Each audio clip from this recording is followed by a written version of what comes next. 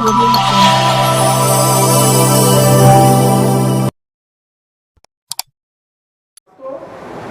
देख रहे हैं TV7 न्यूज़ ड्यूटी। आपका स्वागत है दोस्तों। मैं मौजूद हूं जनपद अंबेडकर नगर में। हमारे साथ बात करने के लिए मौजूद हैं अल्पसंख्यक प्रकोष्ठ के प्रदेश सचिव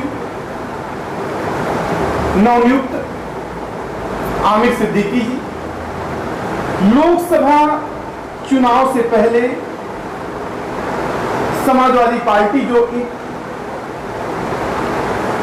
इंडिया गठबंधन जो बने हुए हैं उसकी हिस्से हैं, अखिलेश के नेतृत्व में गठबंधन काम करने के लिए तैयार हो रही है। फौज को तैयार करने के लिए हर संगठन का विस्तार किया। आपको हम बता दें, प्रदेश सचिव अल्पसंख्यक प्रकोष्ठ के आमिर सिद्दीकी जी बड़े तेज तर्रार हैं। इसका कितना फायदा समाजवादी पार्टी को होने जा रहा है, इस पर हम बात करेंगे। कई मुद्दों पर बात करेंगे। आइए सीधे चलते हैं अल्पसंख्यक प्रकोष्ठ के प्रदेश सचिव आमिर सिद्दीकी। आमिर सिद्दीकी जी, आपका TV7 में स्वागत है सर। समाजवादी पार्टी के अल्पसंख्यक प्रकोष्ठ के आप प्रदेश सचिव बनाए गए हैं और ऐसे समय बनाए गए हैं कि विपक्ष की भूमिका यूपी में एक तरीके से सपा निभा रही है और जहां विपक्ष की आवाज एक तरीके से दिखाई नहीं पड़ी, ऐसे में विपक्ष की आवाज कैसे आप बनेंगे? अल्पसंख्यकों की आवाज जोड़ने से लेकर कैसे काम दें? क्योंकि बुनकर नगरी टांडा से आप संबंध रखते हैं और सामान्य परिवार से आप आते हैं, तो ऐसे में औरों को जोड़ने को लेकर क्या योजना बनाएंगे अपने पार्टी में? सबसे पहले मैं अपने देशवासियों को 15 अगस्त की शुभकामनाएं देता हूं और उससे पहले मैं अपने राष्ट्रीय अध्यक्ष माननीय अखिलेश यादव जी और अपने प्रदेश अध्यक्ष शकील नदवी, पूर्व राज्य मंत्री, और अपने ज़िला के महासचिव मुजीब अहमद सोनी साहब का तहे दिल से शुक्रिया अदा करता हूं कि ये जो प्रदेश सचिव की कमान है हमको देकर हमको इन्होंने कर्जदार बना दिया है। इसलिए हमारी जन्मभूमि ही सपा से रही है। जब मैं पैदा हुआ हूँ सपा का कलम लेकर ही पैदा हुआ हूँ। ये हमारे रगों में, हमारे खूनों में सपा विराजमान है। और ये जोड़ने की बात ये कह रहे हैं कि आप इन 10 सालों में, 9 सालों में आप देख ही रहे हैं कि प्रदेश में, देश में क्या हो रहा है क्या नहीं हो रहा। जो कि टांडा बुनकर नगरी है, इसलिए लाइट की जो दिक्कतें हो रही हैं, दिक्कतें मतलब जो 65 यूनिट का हमारे अखिलेश यादव जी ने जो वादा किया था और 2012 से 17 तक इनको बिजली मिल रही थी, लेकिन अब वो उपलब्ध नहीं हो पा रही है। मैं क्या करूं, हमको छोड़िए, गरीब से गरीब लोगों के घर में 1 लाख से 1.5 लाख बिल है। तो बुनकर नगरी यही चाहती है और टांडा के वासी और यूपी के सभी वासी यही चाहते हैं कि भाई बुनकर नगरी में ही नहीं बकिया और जो फ्लैट रेट जो अखिलेश यादव जी ने कहा है उसको 65 रुपये प्रति यूनिट करने की कृपा करें, यही हम उनसे आशा करते हैं। और जोड़ने की बात यह है कि अखिलेश जी तो खुद में एक क्रांति है, एक ऐसा रहबर है, जैसे मुसलमानों में कहा जाता है कि ऐसे रहबर को चुनो जो आपकी रहबरी कह सके। रहबरी का मतलब वकालत होती है और कोई ऐसी पार्टी नहीं है, ये पूरे हिंदुस्तान में कोई अखिलेश यादव जी जैसी ऐसी कोई पार्टी नहीं है जो मुसलमानों की, बुनकरों की या और बैकवर्ड की ऐसी कोई रहबरी कर सके। तो हमारा कोई ऐसा वकील नहीं है जो हमारी बात देशवासियों प्रदेश तक जो बात कह सके। अखिलेश यादव जी ने 10-90 ओमन वाली पढ़े बेटियां, बढ़े बेटियां और कन्या विद्याधन देकर ये हम लोगों को कर्जदार बना दिया है। लेकिन ये मैं आपसे वादा दिलाता हूं और ये मैं कसम खा के अहद करता हूं कि आपको 2024 में अंबेडकर नगर की सीट आपको हम अखिलेश यादव के झोली में डालने का काम करेंगे। दूसरा सवाल यह है कि समाजवादी पार्टी इंडिया जो विपक्ष के गठबंधन के हिस्से में है, पार्टी अंबेडकर नगर में इस समय 2 धड़ों में बढ़ती हुई नजर आ रही है। बहुजन समाज पार्टी से जो आए हुए नेता हैं वो उनसे संतुष्ट नहीं है, ये सामने चीजें आ रही हैं, बड़ी चीजें खटास सी नजर आई है। तो क्या इसका इस मनमुटाव जो है इसको कैसे दूर करेगी पार्टी? पहली बात यह है कि घरों में मनमुटाव होता रहता है, लेकिन जब युद्ध होता स्तर पर होता पूरा घर एक हो जाता है। आप देखिए भाई भाई में झगड़ा होता है, घर खानदान झगड़ा होता है, लेकिन जब कोई दूसरा गांव या कोई दूसरा मोहल्ला हमारे घर पे हमारे परिवार पे हमला करता तो सब इकट्ठे हो जाते हैं। तो ऐसा नहीं है कि हमारा परिवार बिखरा हुआ है, लेकिन हम लड़ाई एकजुट होकर लड़ेंगे, क्योंकि हमको 2024 में हमको ये चुनाव हर हाथ में जीतना है। और हमें पहले रोटी चाहिए, बोटी नहीं चाहिए। हम ये चाहते हैं पहले अपने रोटी का हम इस्तेमाल करें, बाद में बोटी का इस्तेमाल करें। योगी सरकार कह रही है कि अल्पसंख्यकों के लिए कई योजनाएं चला रही हैं, तो इस पर कितने संतुष्ट हैं? एक योजना का नाम बता दीजिए हमको, अल्पसंख्यक के लिए कोई एक योजना हमको बता दीजिए। आप अल्पसंख्यक क्या योजना है, हमें एक योजना बता दीजिए। जो योजना अखिलेश यादव जी ने दी थी वो भी योजनाएं बंद हो गई, कन्या विद्याधन बंद हो गया है, पढ़े बेटियां बंद हो गया है। पढ़े बेटियां उनका कल पड़ा हो गया। 30,000 रुपये माननीय अखिलेश यादव ने देने का काम किया है। कुछ ऐसे परिवार गरीब लोग हैं जो 30,000 एक मुश्त इन्होंने अपनी लाइफ में नहीं देखा है। और आजकल गरीब घरों में 30,000 में शादियां होया करती हैं, ये तकलीफ है लोगों को।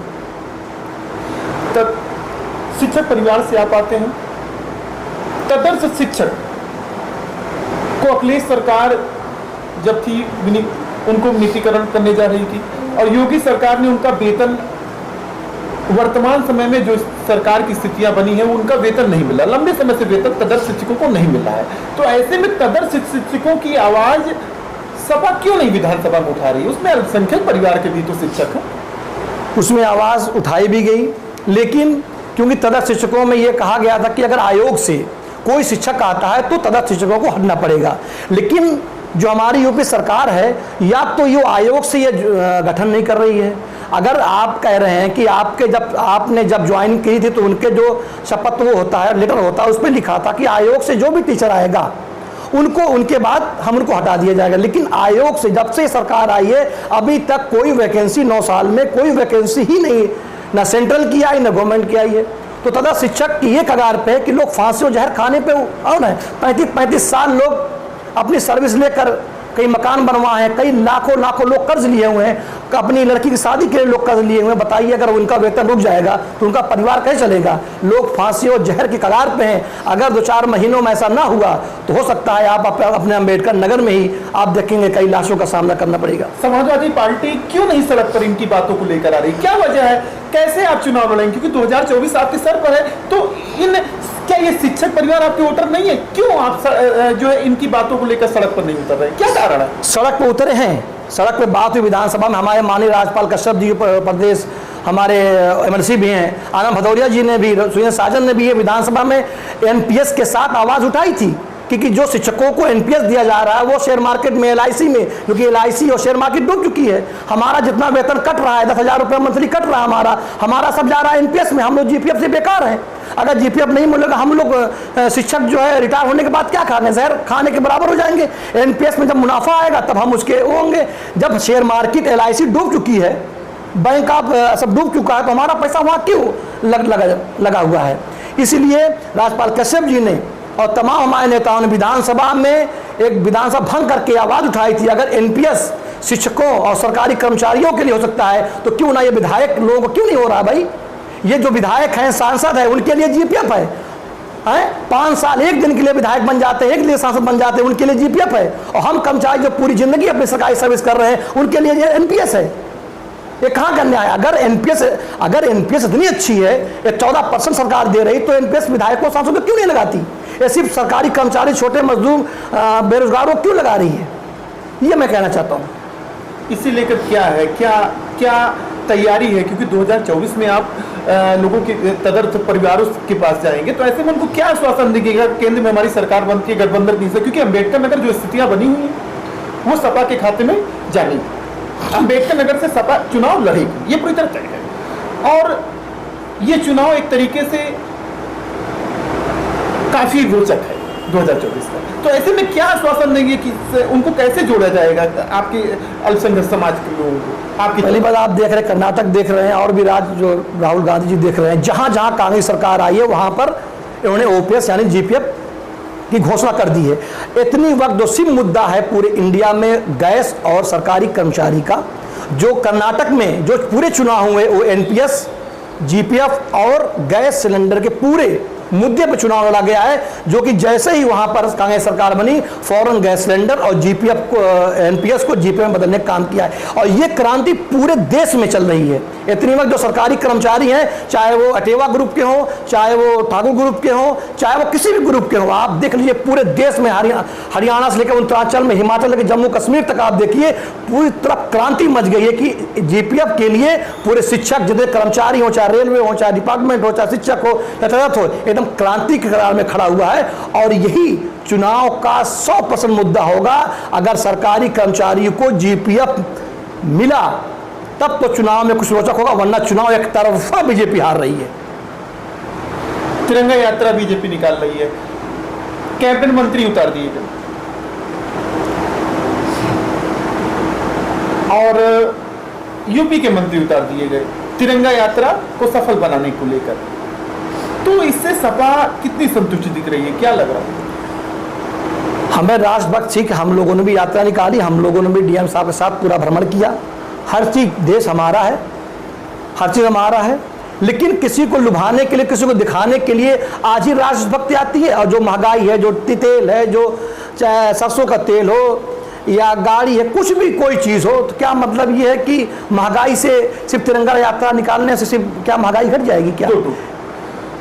आजम खां के ऊपर इतना उत्पीड़न हो रहा है, आप अल्पसंख्यकों की प्रदेश सचिव बनाएंगे, आजम खां के मुद्दे को लेकर क्यों नहीं सपा सड़क पर आई? क्या कारण है? समाजवादी पार्टी के बड़े अच्छे नेता रहे, गद्दार नेता है, मुसलमानों की आवाज उठाते रहे, आज सपा उनकी बातों को लेकर क्यों सड़क पर नहीं आती? उनका उत्पीड़न हो रहा है, औरों के मामले में तो अखिलेश जी आ रहे हैं, क्यों सभा क्यों नहीं आ रही आजम खान? नहीं, बिल्कुल ऐसी बात नहीं है, जो कि लगे हुए हैं, अखिलेश जी भी लगे हुए हैं, ऐसी बात नहीं। अगर ऐसी बात ना होती तो आजम खां भाई उनके पार्टी में ना होते, ऐसी बात नहीं। बिल्कुल अखिलेश समाजवादी पार्टी पूरा परिवार उनके परिवार साथ लगा हुआ है, लेकिन हमारे आजम खां जी को कानून पर, लॉ पे पूरा विश्वास था, जो कि आज वो बाहर है।